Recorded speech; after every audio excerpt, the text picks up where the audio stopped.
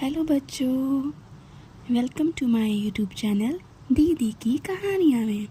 तो ये टाइम है बेड टाइम स्टोरीज़ का। चलो अपने अपने बेड पे आ जाओ और आँख बंद करके इमेजिन करना स्टार्ट करो। आज मैं सुनाऊंगी एक ढोल की कहानी। हाँ भाई, एक ढोल की कहानी। बहुत पुरानी बात है। एक बार एक जंगल में दो राजाओं के बीच में लड़ाई हो रही थी। एक जीत गया और दूसरा हार गया है। सेना अपने अपने घर लौट गई। जब सेना अपने अपने घर जा रही थी तभी उनका एक ढोल जो है पीछे रह गया। पहले जो है राजा के साथ एक ढोल का ग्रुप भी चलता था जो ढोल बजा बजा करके सेना को जो है लड़ाई करने के लिए प्रेरित करता था। ठीक है, तो युद्ध के बाद एक दिन आंधी आई और आंधी में वो जो ढोल था वो लुढ़कता हुआ एक सूखे पेड़ के पास जाकर के टिक गया। उस पेड़ की सूखी टहनियाँ ढोल के तने से जो है सट गई और तेज हवा जब भी चलती थी वो ढोल पे टकराती थी और ढमाढम की आवाज़ करती थी। अब उसी जगह पर एक सियार रहता था। उसने ढोल की वो आवाज़ सुनी और उस आवाज़ को सुन के वो बहुत डर गया। ऐसी अजीब सी आवाज़ उसने आज से पहले कभी नहीं सुनी थी। वो ये सोचने लगा, ये कौन सा जानवर है जो ये ढमाढम बोलता है। अब सियार छुप के वो ढोल को देखा। अब वो ढोल को तो पहचानता नहीं था ना कि ये ढोल है, तो उसे लगा ये कैसा जानवर है, या तो ये कहीं उड़ने वाला जानवर तो नहीं है, पर उसे उसके पंख तो नज़र नहीं आए। फिर वो सोचने लगा कहीं ये चार पैरों पर दौड़ने वाला जानवर है क्या। और फिर वो छुप करके कुछ दिनों तक ढोल पे नज़र रखता रहा।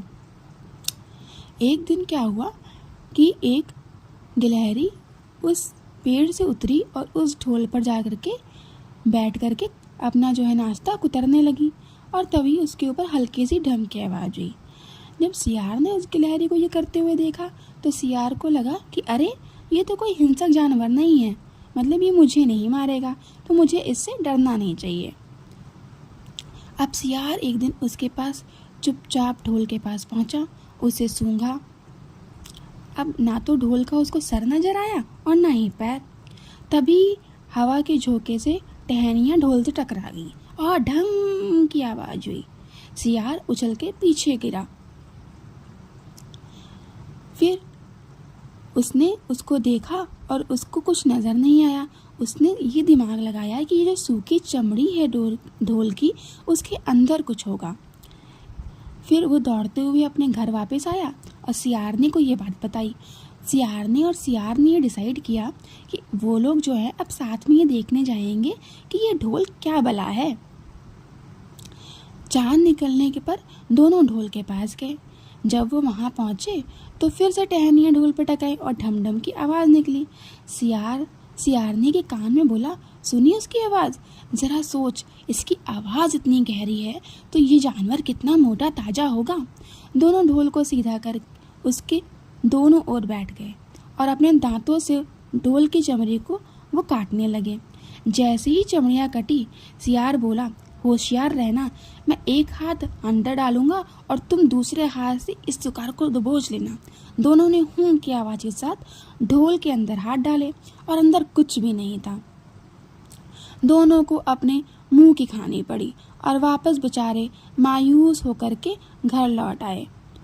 ऐसे ही हमें ज़्यादा चालाकी नहीं करनी चाहिए, कुछ चीज़ों को जैसे है वैसे ही रहने देना चाहिए। अब कम से कम ढोल वो ऐसा ही पड़ा रहने देते तो उनका एंटरटेनमेंट तो हो जाता सियार और सियारनी का उसकी आवाज़ सुन के। क्यों, तुमको क्या लगता है?